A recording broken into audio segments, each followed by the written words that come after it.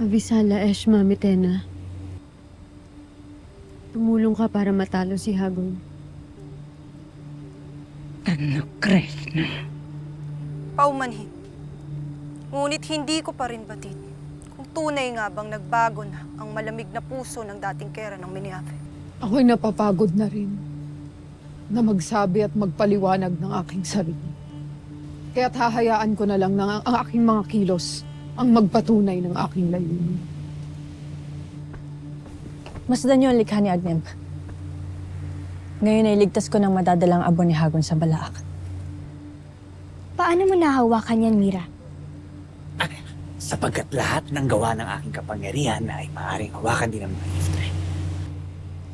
Kailangan natin magmadali. Dapat maunahan natin ano man ang balak ni Gargan.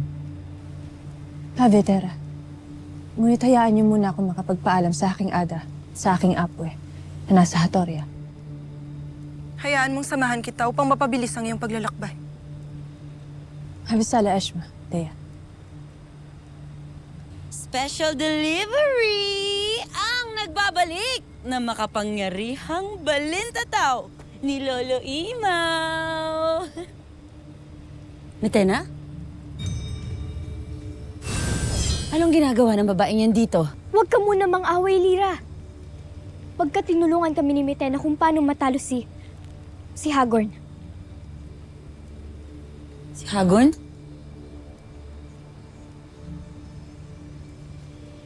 Hagon?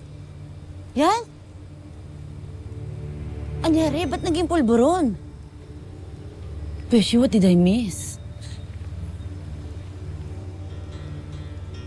Nakatulong sa atin si Mitena.